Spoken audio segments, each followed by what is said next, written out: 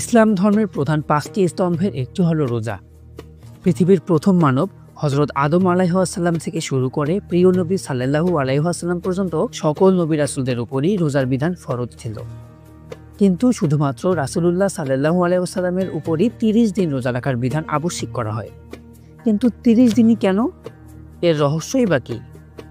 সুপ্রিয় দর্শক, চলুন ওয়ার্ল্ডোলজি বাংলার এই পর্ব থেকে ইসলামে ৩০ দিন রোজা ফরজ হওয়ার রহস্য বিস্তারিতভাবে জেনে আসি।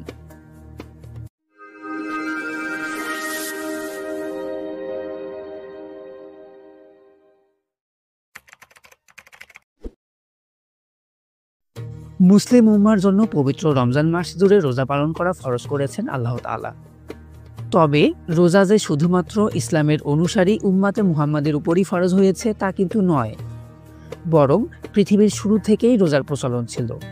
অনেক নবী রাসূলের উপর তা ছিল ফরজ। প্রাক ইসলামী যুগে আরববাসীরাও রোজা সম্পর্কে সচেতন এবং তা পালনে সক্রিয় ছিল। আপনি জেনে অবাক হবেন, মক্কার কুরাইশরা জাহিলিয়াতের যুগে ১০ই মুহররম রোজা রাখত। এদিন পবিত্র কাবায় নতুন কিসওয়া বা গিলাফ পরিধান করাত।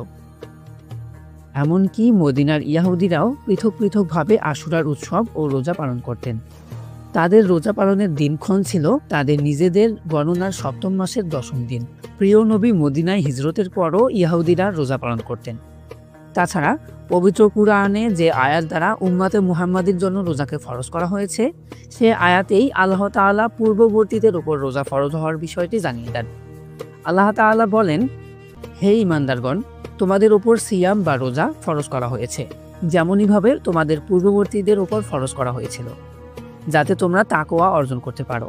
সূরা আল বাকারা আয়াত ১৮৩। আর এই আয়াত দ্বারা বোঝা যায় যে আল্লাহ তাআলা সব যুগের নবী রাসূলদের জন্য রোজা রাখাকে আবশ্যক করে দিয়েছিলেন।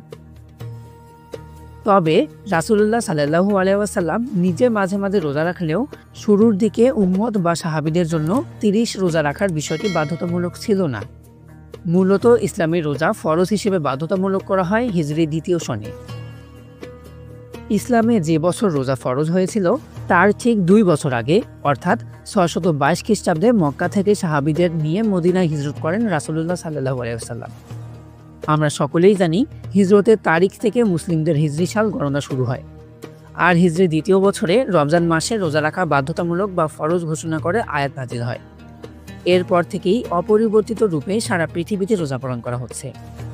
তবে বিভিন্ন তথ্য থেকে জানা যায়, যুগে যুগে রোজা ফরজ হওয়া এবং পরবর্তীতে তা ৩০ দিনে স্থায়ী হওয়ার সঙ্গে হযরত আদম আলাইহিসসালামের একটি যোগসূত্র রয়েছে।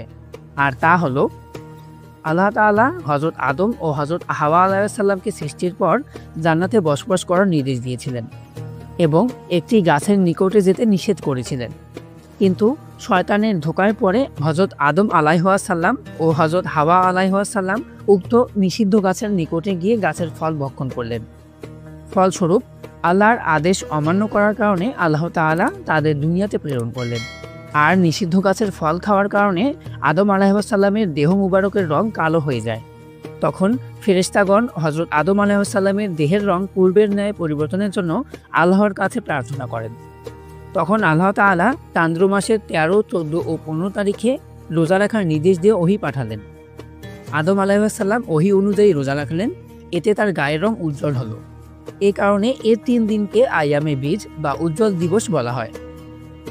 আর এভাবেই দুনিয়ার প্রথম মানব হযরত আদম আলাইহিসসালাম রোজা রাখার পদ্ধতি চালু করেন। আর মানুষ যখন কোনো খাদ্য খায় তখন তার উপকরণ ৩০ দিন পর্যন্ত পেটে থাকে। হযরত আদম আলাইহিসসালাম ও হযরত হাওয়া আলাইহিসসালাম বেহেশতে যে গন্ধম ফল খেয়েছিলেন, ওই সময় সে খাদ্যের উপকরণ ৩০ দিন পর্যন্ত তাদের পেটে ছিল। সেই খাদ্যের অপবিত্রতা থেকে মানুষের খাদ্যভাণ্ডার পেটকে পবিত্র করতেই ৩০ দিন রোজা ফরজ করা হয়েছে।